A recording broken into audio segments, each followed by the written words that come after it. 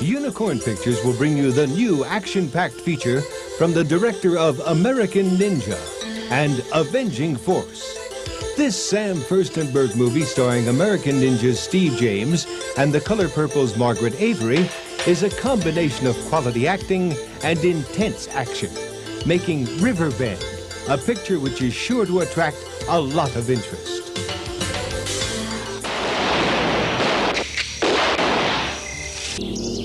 My name is Samuel Quentin, and I am a major.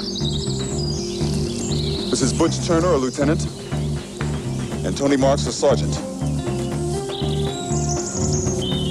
We three men are combat veterans of Vietnam.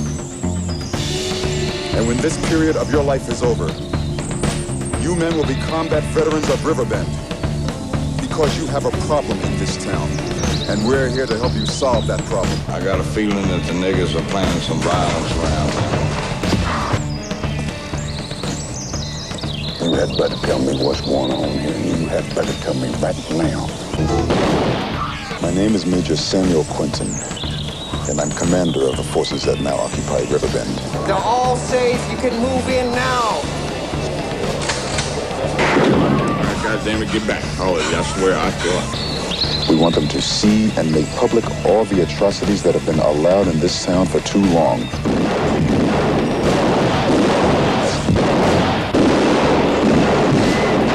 Do you have any idea what we're going to do to you for this? Tonight is for real. So the next time we meet, the town will be ours.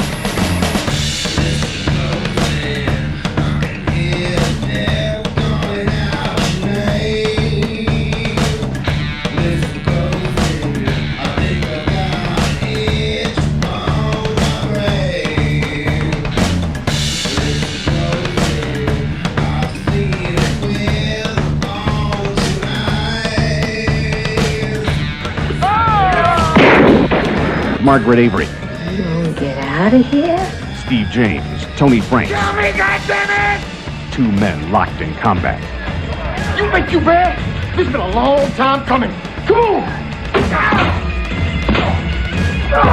Riverbend, the battle for freedom, has just begun. Riverbend came about in a very strange circumstances, very strange. Most of the movies that I was offered to direct, all of them, not most of them, came from legitimate production companies or producers, movie producers, etc. I was with a big agency, CAA. Marty Baum was my agent. And he relayed to me that somebody contacted him, interested in me to direct a certain movie, and he will send me the script, or he just made the connection. And then I found out the people he was talking about were private investors from Texas, not movie people. They never made a movie in their life. It was 4 people, 2 couples, 2 husbands and 2 wives, that together formed a group. I found out when I met with them, that one couple was white couple, one couple was black couple from Texas. The white couple had the money, the black couple had a script. Night of the Eagles. They had a script, Night of the Eagles. At the first moment, I don't know how somehow they found me. You know, I figured out all those action moves, etc. And they just gave me a script. Basically, they gave me a script. It was a very big script, The Night of the Eagle. More than 160 pages, big script. I didn't know much yet where we were going with it. I read the script. Boy, it was something that I never read and I never saw in a movie theater. In a context, not in a general context of action adventure. You saw something like this: a group of small group, minority taking out the majority, winning over. This is a common theme in drama. But here it was specific. In the 60s, in the South, a group of black militia, not militant because they were trained militia, are trying to justify the situation. A population of this one little town is being abused, and they take over and they switch the situation totally. The black population become the supreme population, and they force the white population to become their subservient. They put them in confinement. I never saw a movie like this. I didn't have a knowledge that exists, a story or a book or a movie like this even exists. Wow, I was very, very taken. Again, I said it was excessive script, 160 or 180 pages with a lot of details, but the basic premise, the basic idea was good. It was not brilliantly written. It was not James Booth, that every line was perfect and every situation was perfect. So I could tell that it was written by a non-experienced writer, but he had an idea.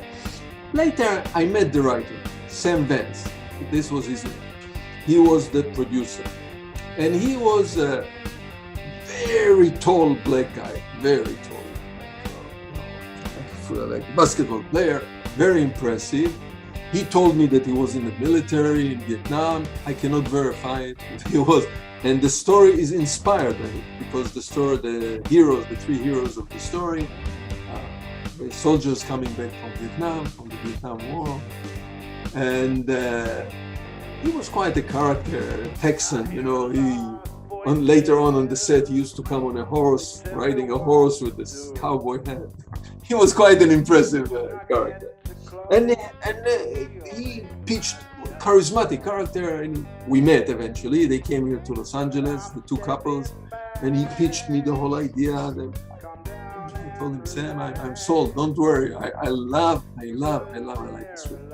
Eventually, I realized they approached me because I knew Steve James. So they wanted Steve James for the part.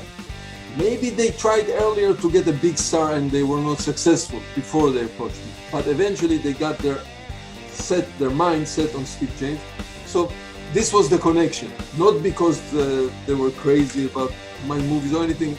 It was the Steve James, American Ninja connection, and the white couple, the money people. They were very liberal Texan, liberal-minded Texans that made a lot of money in construction, and they decided to spare $2 million or $2.5 million and make this movie that they like as well. It was written by Sam Vance, and they liked it as well. They wanted to do it, and that's how it came about. So there was money.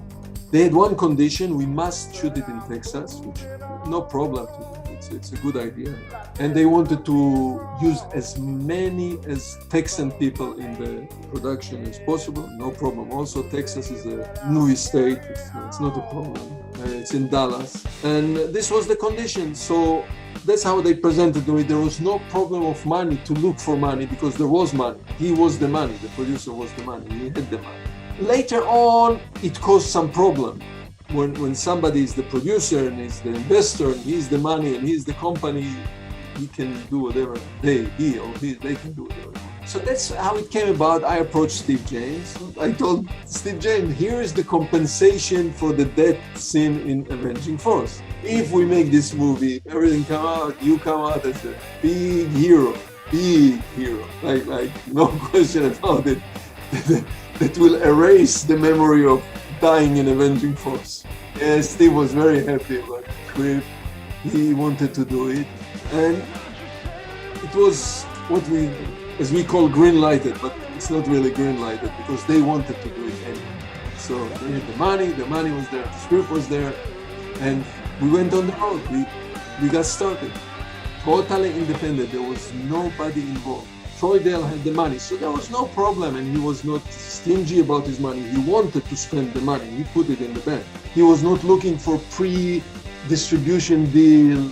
He was an amateur actor, local theater, community theater. So he had a little part there. He plays in the movie, and he was good. He wanted to portray himself in the movie what he really was, a white, liberal Texan.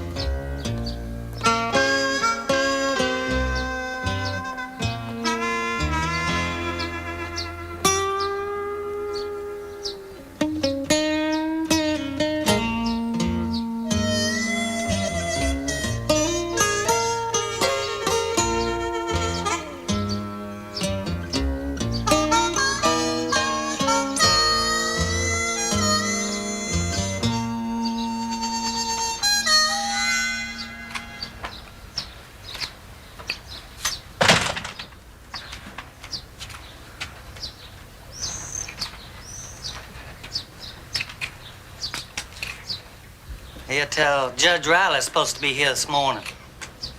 Yeah, I know her.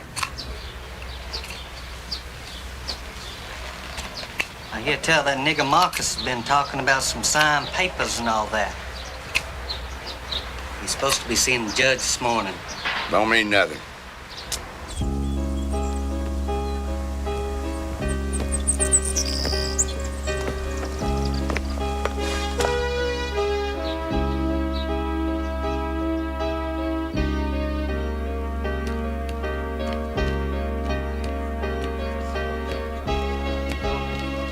Well, ain't there something?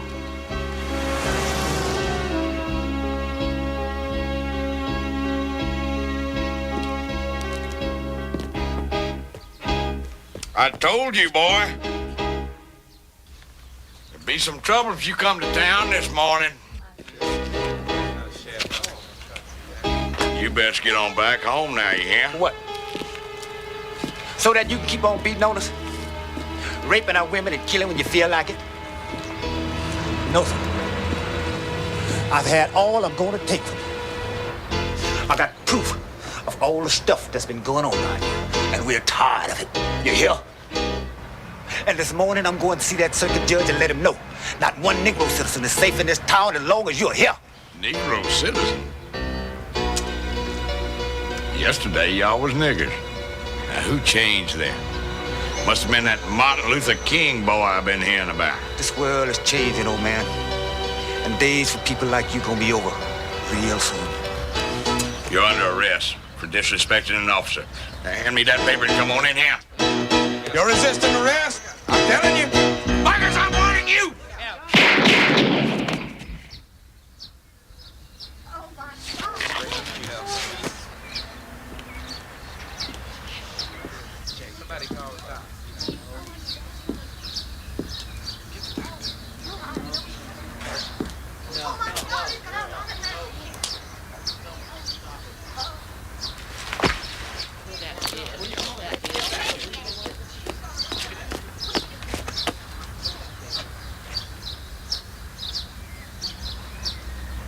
You didn't have to kill him. You saw it. He was resisting arrest, wasn't he? Now, you good people come on over to jail later on this afternoon and sign the witness papers. Yeah? Not this time. You can't just go on killing Negroes. Times are changing. Yeah, the people around here are changing too. What the hell do you think this is all about? Oh, you will sign those papers like I told you.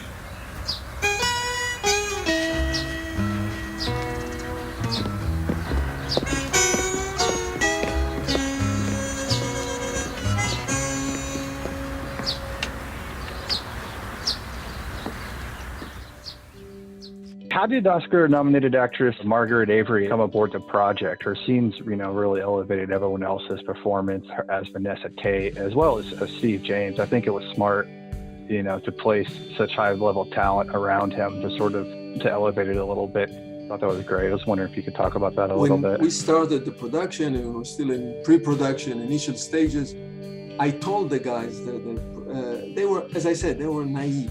They believed, they had a strong belief in the project. They really believed in the project. They believed this project, this movie, when it will be done, it's going to go all the way. It's going to be big, famous, popular, go to the Oscars. They had inspirations that you wouldn't believe. The expectations were very high, but out of naivety, they only had $2 million. I explained to them, I said, listen, guys, it's good for many reasons, distribution point of view, for many reasons, to bring a known name. And I don't want to say a box office name because that's big, but a known entity, somebody who will give this project respectability. Let's start to look for, in one of the parts, okay, you got Steve James. He's not a huge star, Steve James. People know him for action, for this, but he's not a household name, big star in general terms, out of action. It will be good if you can get one more character. I was not involved in the casting. I think it was mostly the writer, Sam Vance. being a black producer, maybe had some more open ear when and they tried and they approached a couple of agencies, etc. Somehow she got the script. I don't know exactly how the script got to her hand, but probably through agencies and agent. And she read it and she liked it. She agreed to be in the movie. From an acting point of view, she's the strongest link in the movie. And she was fantastic. It was so good to work with her. Yeah, that's how she got aboard, and she liked it. She just liked this character of this woman who gets involved, who takes charge, and the whole idea. You know, as a director, as a conductor of an orchestra, as a director of a movie, of an assembly of cast, once in a while we encounter some great actors, some great acting. So we spoke about John P. Ryan.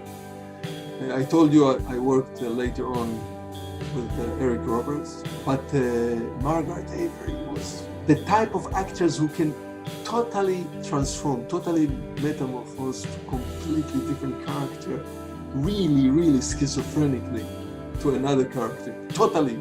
And she's one of those, she has this ability, she has this talent, this level of acting. And I saw her already, I saw The Color Purple, you know, so I already knew who she was. So I didn't believe that this Margret Avery from Color Purple is going to work with me. Let's go.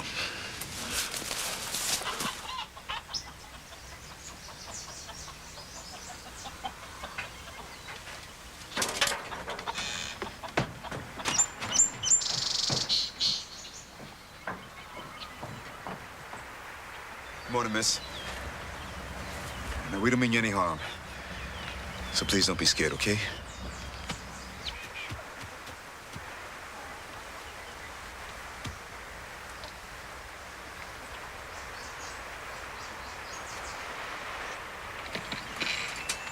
That's a nice fishing rod you got there, son. I bet you and your daddy go fishing a lot, huh? I answer all the questions around here, not my son. Where's your man? He'll be home soon. Now, what you want? We don't have no money, and that old car over there don't work. All we need is just a place to stay for a few days, that's all. Well, you can't stay here. We're only a mile from town. Quentin! Get inside the house, quick. Tony, Butch, check the windows. Come here, you.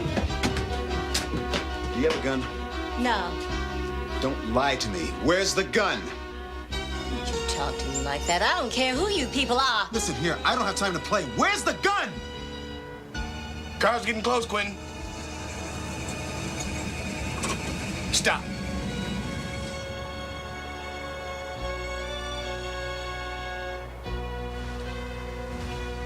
Bill?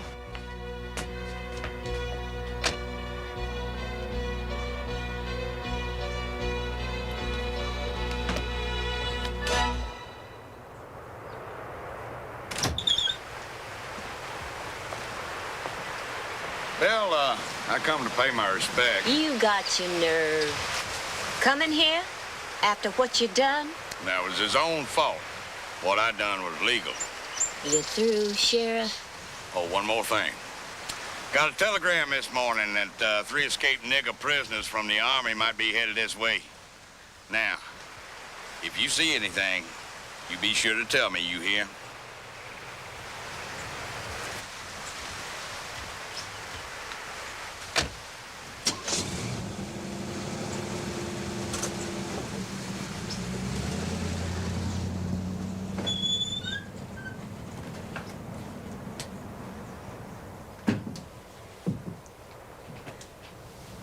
Thank you.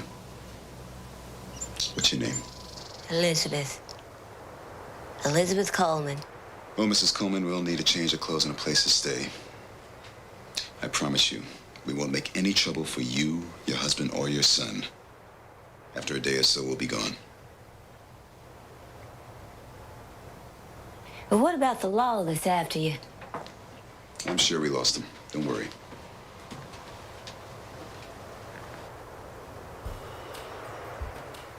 Well, I have a woodshed out in the back.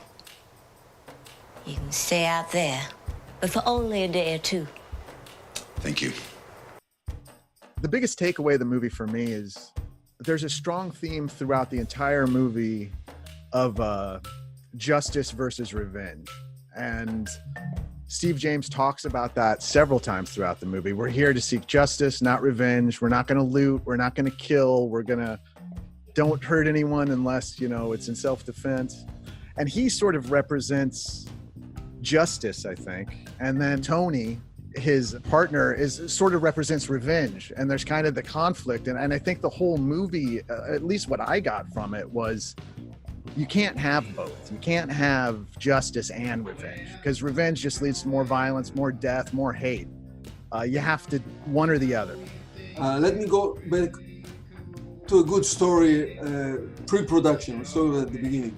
Once we got Steve James and we got Margret Avery, they told me, the Texans producer, they told me everybody else will be cast from Texas, in Texas.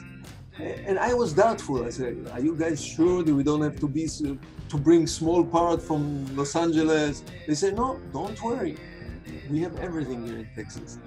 And so eventually, I didn't have knowledge about the industry, television, theater, and movie industry in Texas, in Dallas. No, they brought actors from all over Texas, not only from Dallas. From Houston, from Austin, from all over. And the actors that came in, I was blown away, because sometimes this level of actors and acting, when you make a movie in Los Angeles, you have to deal with agents, and the agents are very picky, and the actors, even if they are not major big stars, if they are recognizable actors, sometimes it's so hard to get them to work in your movie, especially in the low budget.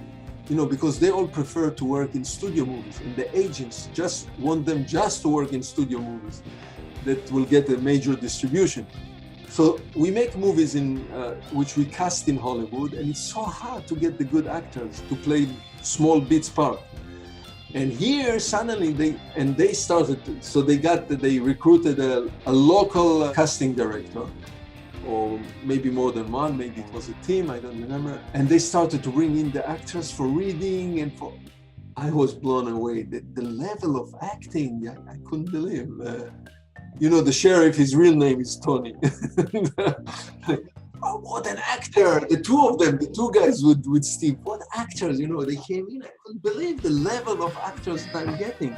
So we were blessed, and even the guy who plays the head of the National Guard, everybody, every tiny small parts, the actors were fantastic. We didn't have to deal, I don't do it anyway, but we didn't have to deal with agents and with egos and with salaries and with money. Everybody wanted to participate in this movie. It was a local effort. The entire crew, almost, except myself and assistant director, all the crew, including the DP, Kenny, they were all Texans. The entire crew was from the local industry, mainly from Dallas, but from around, not only from Dallas.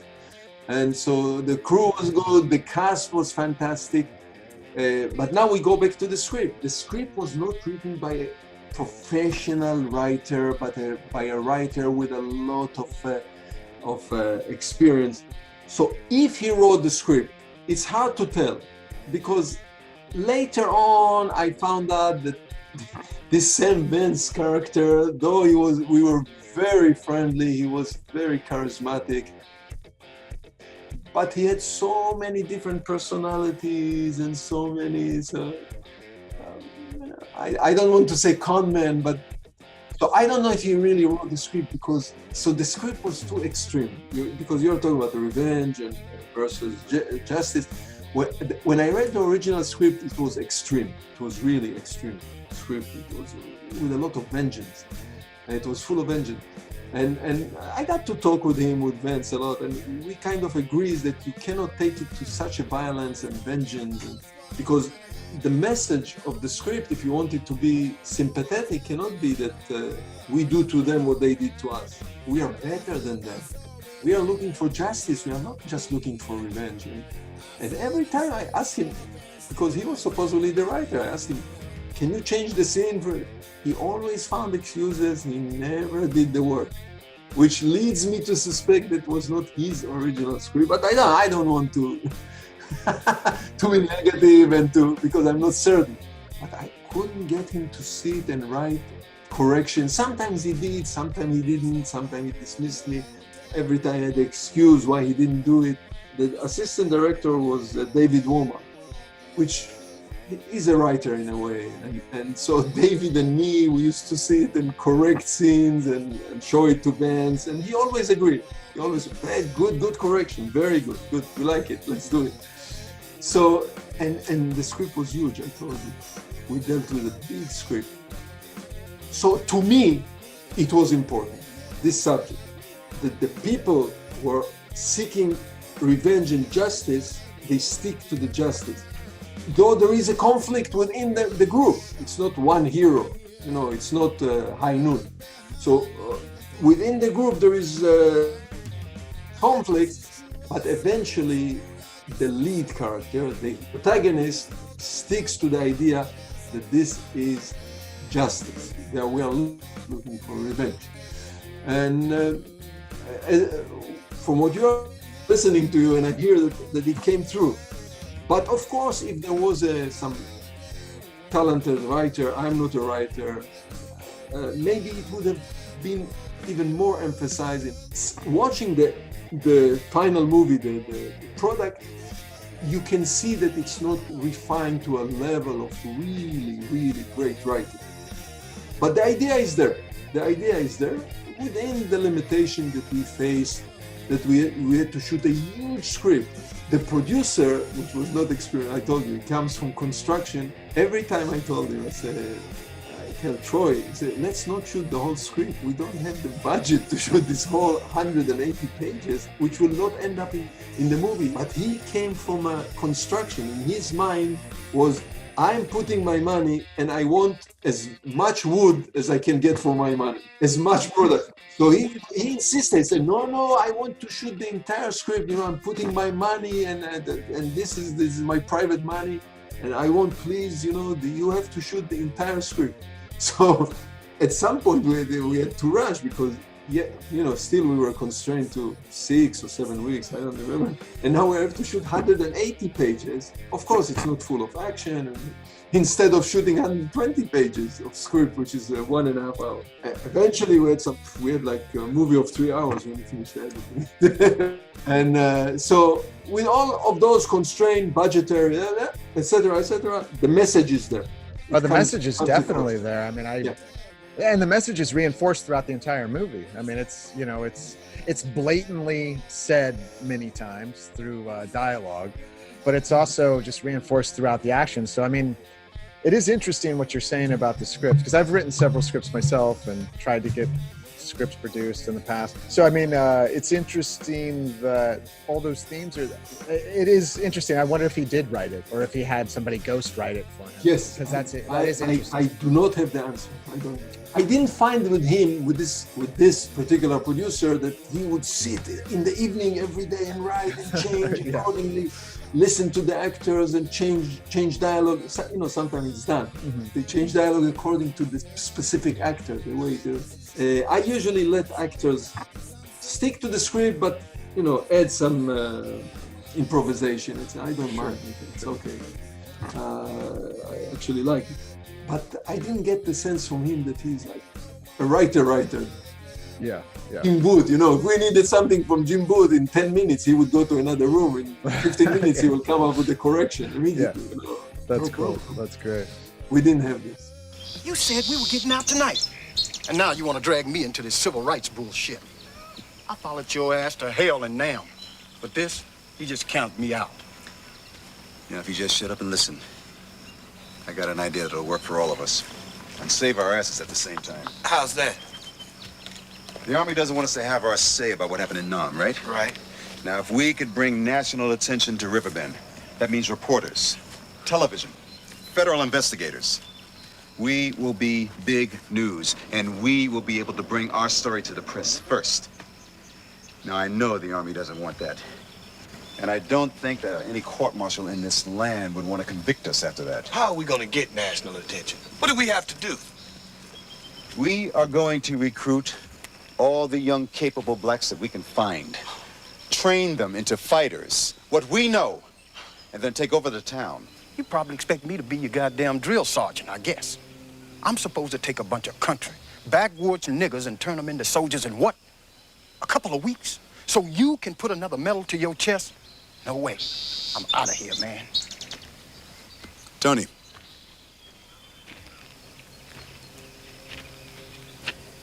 Now, you can do anything that you want. But you're going to listen to me one more time. Now, we have been 10,000 miles away from home, helping other people preserve their freedom. People we don't even know, an enemy we don't even hate. And what were we doing? Killing, burning, and destroying. Now, have we done any good? No. Exactly. Now we're back here in the world. And we have an opportunity to help our own people. A people that we should care about. So now you want to run out before the battle? I've had enough of your lectures, and now, if I want to help my people, I got plenty of them back in Chicago.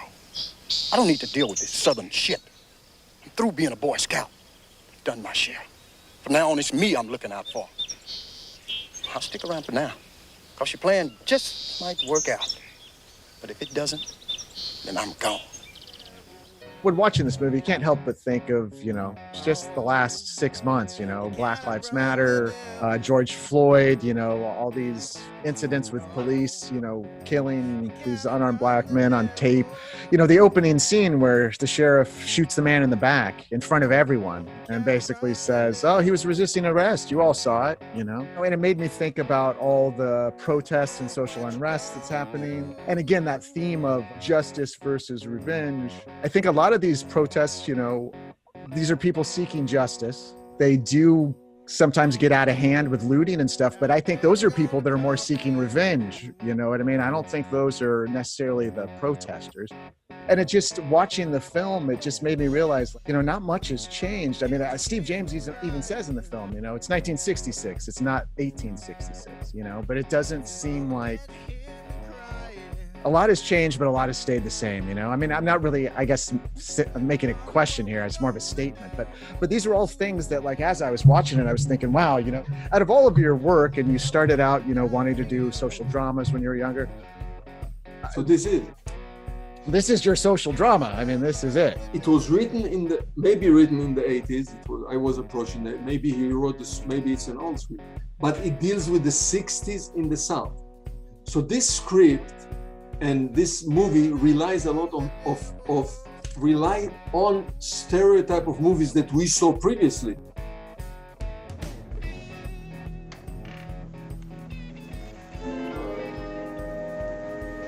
On your feet, boy. I mean now. Got a name, boy? Virgil Timpson. Virgil. Where you come from? There ain't no trains this time of morning. I could have had you shot.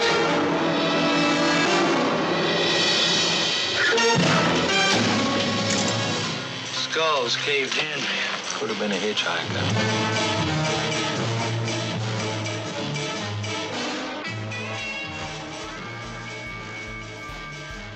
Heat of the Night, there's a movie with Sidney Poitier that he's a policeman and comes to the South to investigate a case, famous movie with Rod Steiger.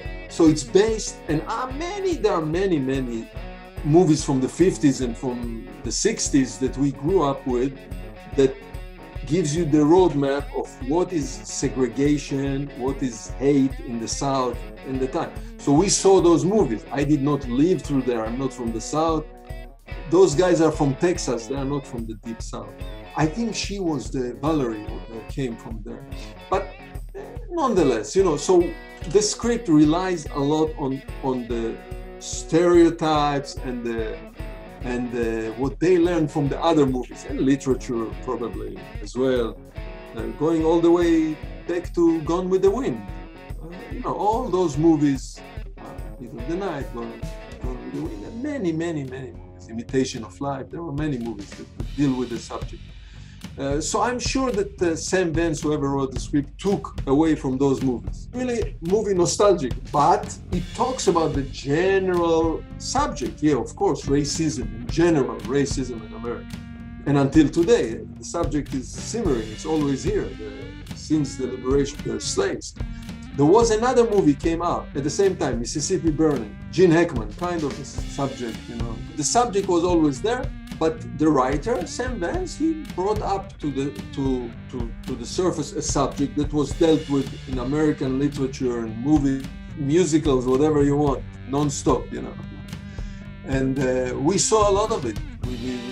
I was exposed to a lot of this artwork, American artwork at the time. But strangely enough, the way things are, the way art is, suddenly it's a relevant subject right now. 2020, so many years later, it's more relevant than when it was made. It was made as a nostalgia, and it was a tale, it was a story.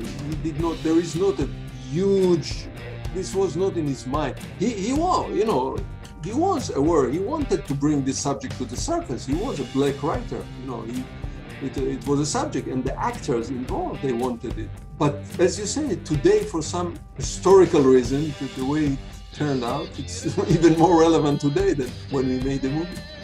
I took this very seriously and with respect. I do not pretend to be expert on the subject of black life in the South. So, you know, I was asking people, of course, there was the people from Texas. We had one more, somebody else helped us. He was, you know, Sam Vance brought him. He was an actor coach, black from the South, and he was advising me here and there. So how to approach things. So were the actors, you know, Tony Frank and the others, because there were some tough scenes to shoot, you know, in the church with him coming, and we had to deal with the real extras, and some scenes were very tough, you know, emotionally tough to shoot. So I needed all the support of rather black actors and advisors to talk with the extras, and because it was a little bit pretentious for me to come and explain the extras situation. So I used to send the dialogue coach to talk with them. I would tell him what to say, and he would talk with them to get over the awkwardness and the uneasiness of shooting it. But everybody was cooperating, and everybody understood we are making a movie about the 60s, not about the 80s, and that's how we should portray everything without fear, not politically correct, and not to have no fear. You know, that the scene in the church where they locked down the people, it was very uneasy to shoot. It wasn't. Needed a lot of explanation and a lot of talk. And you're talking also to Steve is from New York. He's not from the South. You know, he's a New York kid. The other two were from Texas, but Steve himself, he's a kid from New York. So he needed some help. Margaret is from California. She doesn't, you know, they don't come from the South. But they're actors, you know, but they needed some help as well to into this atmosphere and feeling. Sometimes I questioned, you know, I would talk with Tony, I would talk with the actor Tony, I would talk with Sam Vance, and I said, aren't we exaggerating? He said, no, 60s in the South, we are not exaggerating. That's the way it was in the 60s. Definitely, a sheriff like this could have definitely in a small town exist in the 60s, no question about it.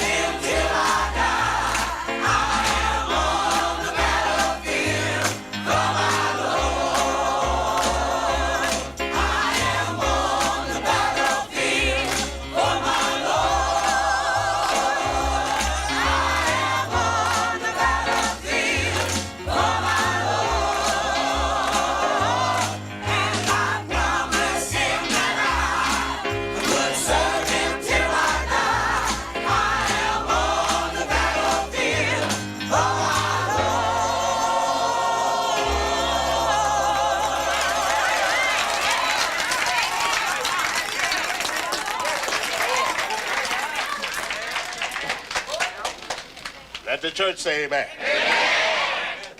Praise the Lord. It had to be a hard shoot for, I mean, it was a hard shoot for everyone because of the tension, I'm sure, but particularly Tony Frank. I couldn't imagine, I mean, even acting, I mean, even playing a role, I couldn't imagine being in a room full of all these black people and saying the things he had to say to them and do the things he had to do. I mean, it must have been really hard for him. So again, just like John P. Ryan, this Tony guy is a liberal, nice guy, you know. Nice guy, you know. So, you know, even the scene in the church, I asked him to come out first, to talk with the people, with the crowd, to explain, to apologize, and to explain that he's an actor. And he did, he came out, and he gave a little speech, and he said, okay, let's do it. And they understood, you know. He was a nice guy, you know, like nothing like the character, but great actor. He told me, he said, by the time I finish, everybody will hate the character. Well, I mean, that theme of justice versus revenge, you're conflicted as you're watching it. Like, as I'm watching it, I'm like, kill him, murder him. But they keep saying, like, if we kill him, we're just as bad as he is. You know, so you're conflicted as a viewer. You're like, you want him to die, but then you're like, oh, yeah. So, I mean, it works on that level, I think. It really does. That's why I really like the script. And that's why I regret that the writing was not, it was this level, but no, it's not that level, you know? Because you suddenly you deal with stuff, but, you know, this is not 12 Angry Men. This is not the same level of writing. I thank the Lord that you all could come today. Zion Hill, ain't seen this many folks at one time, and I don't know where. It's a miracle. No, sir. This is no miracle. The time has come for us to do something for ourselves. Now, Fat Man and me been talking with y'all the last few days, and y'all know about the man in town that's gonna help us. Now, I want you to listen to what I have to say, because I'm only gonna say it once.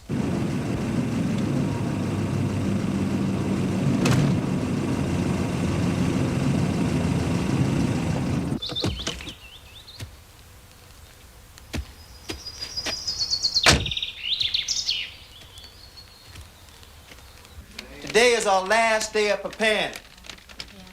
Exactly 20 days from today. Sheriff, what can we do for you in the house of the Lord? I ain't never seen so many niggas in church before. Is this some kind of special Sunday meeting, or is this a gathering? Every Sunday is special to us, Sheriff.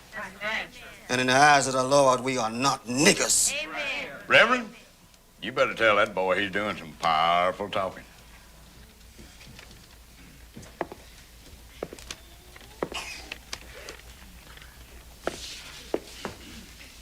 Now, I don't know what's going on here, but I'm gonna find out.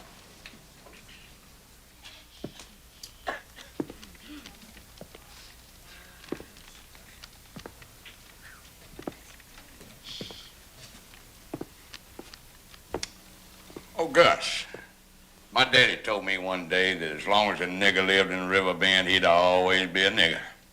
And when he died, he'd be a good nigger.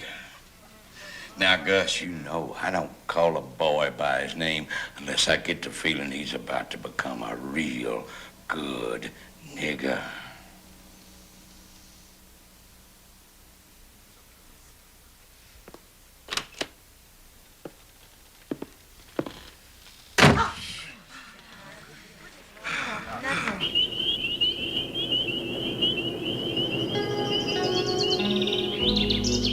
My name is Samuel Quentin, and I am a major.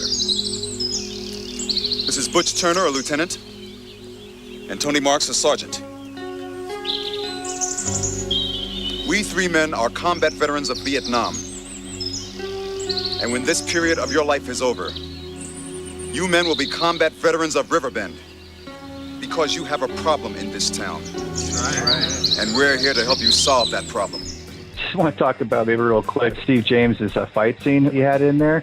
Were those put in there? Did Steve want to work in fight scenes? Because I know that he's talked about that in an interview I read before, where he really wanted to at least work in one fight scene into a movie. Because like the one with the sheriff, you know, he's doing a little bit of kung fu. Like fighting with the sheriff and stuff, and I just was curious about that. Was that at Steve's request? And then he fight with Tony. There is a fight between them. They disagree. There is gazebo. They fight in the gazebo. Yes. You know, Steve, I mentioned before, Steve James, what he wanted, his ambition was to be the next Black American hero. He wanted to be Shaft, let's say. And he was working his way toward this. He worked on his body, he always worked out, his body was great looking, his whole demeanor of not mean, but a good guy action character. Before we have Richard Roundtree was just like this before. Steve James was 10 times Richard Roundtree in his body and his projection, you know. I worked with Richard Roundtree as an assistant years earlier. Steve was much more. It just happened that at this moment of history of cinema, at this particular moment in the 80s, it didn't work out, but it didn't mean that it could have happened. Wesley Snipes was Black American hero in a sense. It did not work. His goal was not to be an actor in dramatic movies. This was not his goal. That's what he was looking for, to be an actor in dramatic cinema. He wanted to be an action hero. So, yeah, he wanted fights. He always wanted to take his shirt off, so you see his muscle, and he was always losing his sleeves. There was never any sleeves. Purposely. Yeah. Purposely. Yeah. And it's many times he takes off his shirt. All this purposely to project this persona that he wanted to create, the persona he was already on his way creating before his tragic death. And yes, so I mean, it was part of the script. They disagree. Him and Tony, they disagree about the way, or with the sheriff. But Steve said, let's put some, you know, let's make it bigger. Let's have some action here. The original script, there is no kung fu action moves or anything. Not in the original script. It's considerable size of team stunt people. Mike Shank is the stunt coordinator. All right, everybody out, come on, get out. Come on, Mark, get out of here.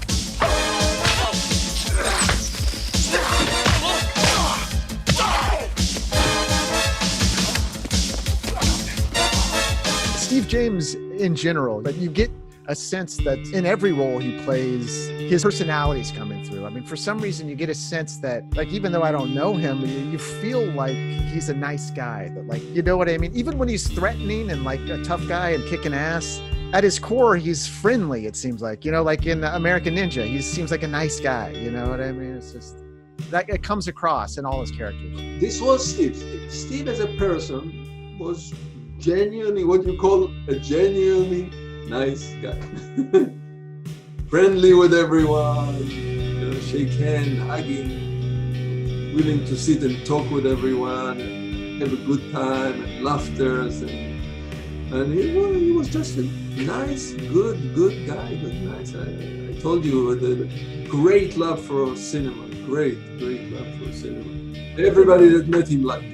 The one thing I like about how he likes to insert fight scenes into his movies that comes across, movies like he was in, like I'm Gonna Get You Sucker, where he was Kung Fu Joe, and then there was like films like The Last Dragon, where they take, you know, this culture and they meld it with Kung Fu. And it's not just like for a funny thing, although it is, but what they do, and I think Steve James does too well, is he takes the art and not just like shows you what you can do, but he exalts it, and he shows that, you know, it could help you fight injustices and help fight equality, you know, and inequality, and fight for equality too as well, through martial arts, to be able to use it for good and to put the wrong things right. And it's a tool in his arsenal. And I think that when he shoots those and this comes through, I think that's a beautiful thing.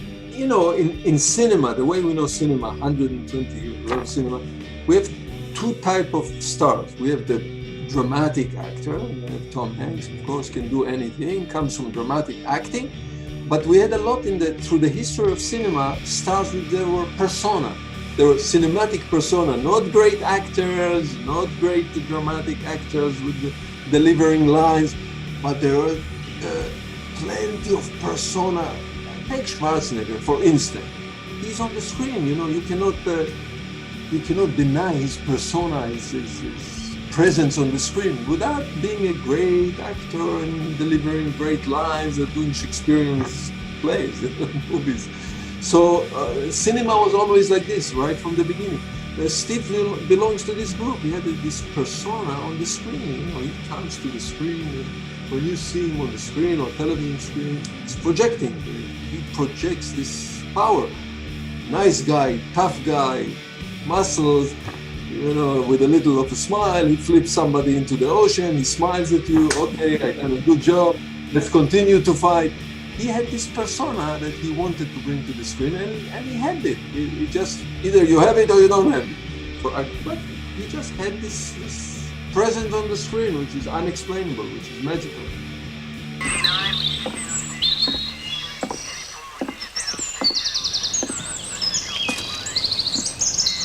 You had better tell me what's going on here, and you had better tell me right now.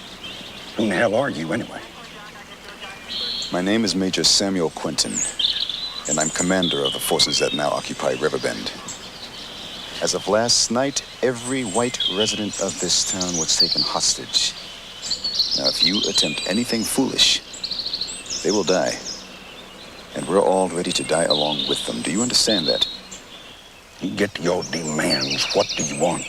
We want the governor and members of the press down here. We want them to see and make public all the atrocities that have been allowed in this town for too long. We want a full-scale federal investigation into all rapes, killings, brutality charges. Do you have any idea what we're going to do to you for this? Captain, if that governor does not arrive here in 24 hours, you had better bring all the long black Cadillacs you can find because you're going to need them. Now it's your move. Good day. But in the story, interestingly in the story, the three soldiers are not from the South. They are from California. So we created a situation that they are confronting what they see is what we see as an audience. They were three soldiers who came from California, but then suddenly they see stuff that they didn't grow up with. They heard in the stories and suddenly they see it for real. So that's interesting part of the story, of the structure of the movie, because they come from another world, completely from California. They don't believe, and they talk about it here and there. So this was one of the things that I wanted to emphasize all the time with their character, that those three guys, they never saw anything like this. They never saw, this type of hatred and bigotry, and they see injustice. They know about it, being black, being the same race, and they say, well, let's do something about it. We were in Vietnam, we saw, we fought, we were part of everybody, and let's do something about it, which is a classic drama, Was it overall less stressful making this film because it was privately funded as opposed to like a Canon film where you have, Menachem and... In a way, yes, because you don't deal with a company. Making a movie, you deal with a production company. They know what they are doing. They compare you to other movies. They have budget department. They know the budget. They see everyday reports. And this guy is a private investor. He wants to do the movie. There is no problem. You talk immediately. You can talk with him immediately. I need this house. It costs a little bit more money. Okay. Either yes or no, right away. But he was willing. He was not a guy he did not make the movie to make money. He was willing to sacrifice $2 million. I remember the budget. He was willing to lose $2 million. He was not looking into this he made enough money in the construction business. So he was not looking at it as a business venture, not at all. He wanted to make this movie, that's all. He really wanted to make this movie. So in this particular case, yes, you're right. It was much easier to deal with him than to deal with the company that makes the movie in order to make money. The post-production, as I say, suddenly disengaged. And the rest he did by himself because he was sure that there is some kind of conspiracy to fuck him. I don't know what. Were you happy with the result of Riverbend? I mean, I know that they shot so much and like you had to chop so much out, and the people didn't know what they were doing. Obviously, you guys had too much footage. Post-production, We finished the movie. We shot the movie, the entire 160, 180 pages. We had a lot of material. And we decided, they agreed with me that we'll do the editing here in Los Angeles, not in Texas.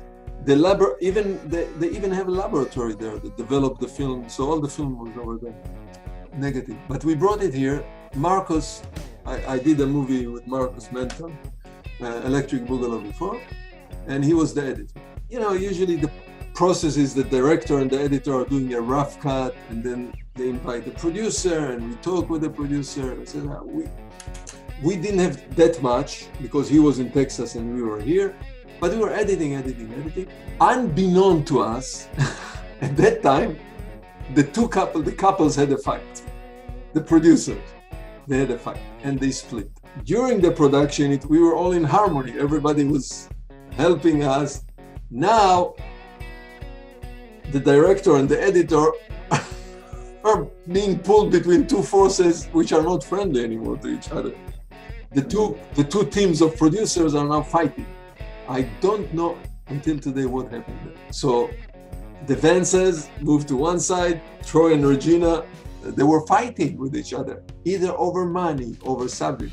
One producer, Troy, felt that since it's his money, he can dictate whatever will be in the movie. Vance wrote the script and he felt that he's the creator, everything should be according to him. So they saw some of the material, so we were pulled in between. But anyway, they let us, within this strange situation, they let us finish. Marcus and finished the editing. We brought it down to the 2 hours, or nearly 2 hours that it is today. And Vance, they never came to Los Angeles together because they were fighting and not talking anymore to each other. So the guy with the money had more ownership or more control from a legal point of view. I don't know exactly how it goes. So eventually he came, we showed him the final movie, and at that point he mistrusted us. Maybe he thought that we are on the other side, we are sympathetic to the other side. I don't know. We were talking, we were not in a situation that we were not talking to each other. But I felt that suddenly he was cold. And he also had this pre-notion about Hollywood. In his mind, Hollywood was a bunch of thieves. The whole Hollywood establishment is a kind of mechanism which is trying to get his money out of him. You know, he was not from here. He was not part of the industry, nor the Texas industry, nor the Hollywood industry. So he harbored this feeling that everybody in this business is a thief who's trying to get his movie out of his hand or the money out of his hand. He didn't trust anybody in Hollywood. Eventually what happened, he took the movie and moved it to San Francisco, the whole thing. Because we were cut off before we did the sound. Usually after you finish editing the movie and the movie is locked, it moves to a sound editing, to sound department. They enhance the sound and to the music. He just took the movie, thank you very much, he paid me my money, he paid all the money to Marcus, the editors, you know, didn't try to cheat anybody, and took the movie. And he moved it to San Francisco. He probably knew somebody in San Francisco, which was a sound house. In San Francisco, you know, in the movie business in general, everybody who would see a movie rough cut, anybody has an opinion. Oh, this is not good, this is too much, this is too good, we can change it. They did some minor editing, not major, no, they didn't change the movie. So maybe they found an editor over there who used to work in the sound house. And they did some minor editing cuts here and there that, in our opinion, did not enhance the movie, but rather diminished a little bit. But those are not major. Those are a little bit in the character, in the lines, few lines here and there. Somebody advised him to take the very strong and harsh lines. I don't remember the little cuts that they made. And so this was okay, you can live with it. But there was one big problem. The music in this movie is bad. Ridiculous music, ridiculous. So when you see the movie, you hear the music, they go a different direction.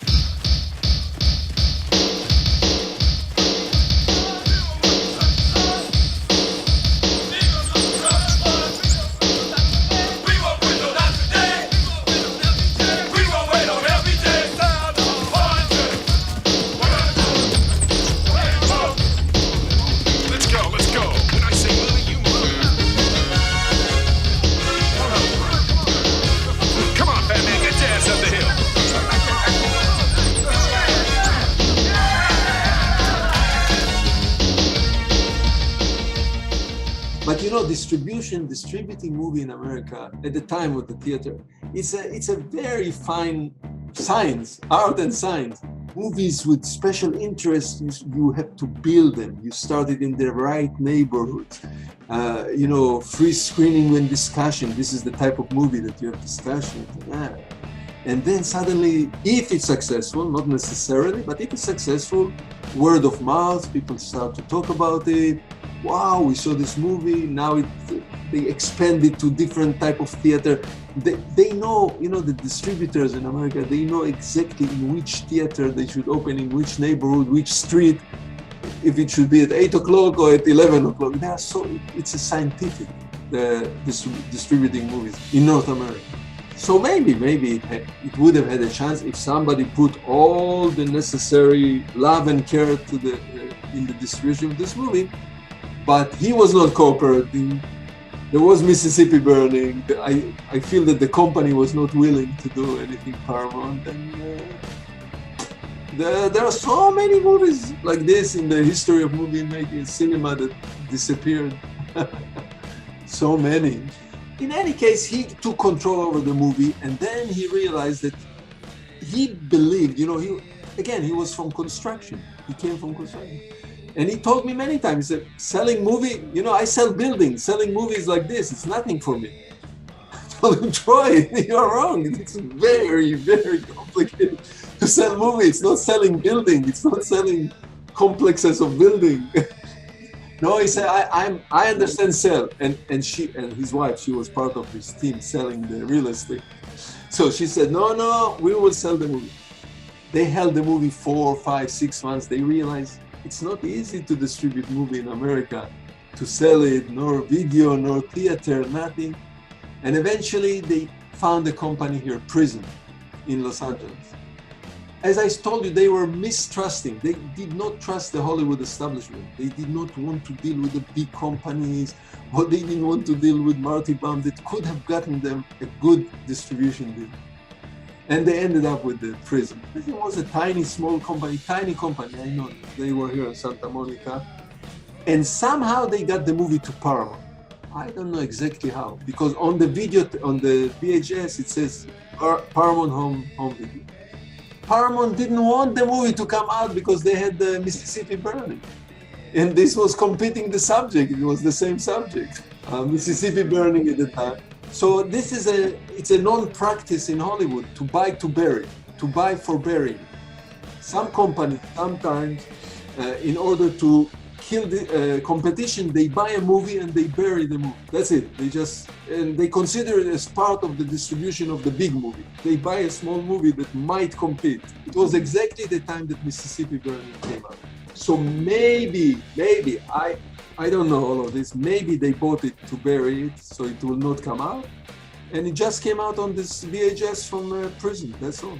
There was never distribution, never any kind of, Paramount didn't attempt anything, nothing that I know about distributing the movie.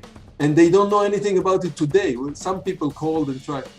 So this was the fate of the movie. Though it's an interesting movie, could have had a chance of fighting. It's not a major movie, but it could have had a chance maybe in art houses, maybe in limited distribution, maybe in the right neighborhoods. You know, sometimes you have to open the movie in the right neighborhoods to get it going, in the right clubs.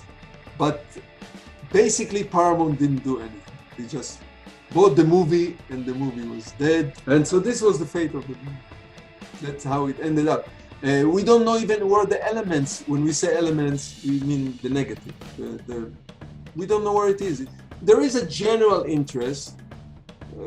Some people have VHS. There is a copy on the YouTube. People can see it in YouTube. Yeah, who knows? It might be in the laboratories. There is a laboratory next to Dallas, Las Calinas Laboratories.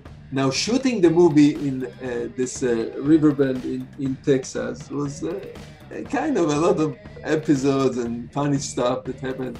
As I told you, we had a very good crew. All Texans, except David and me. We were the only one not from Texas, from David Womark, the assistant director, and myself.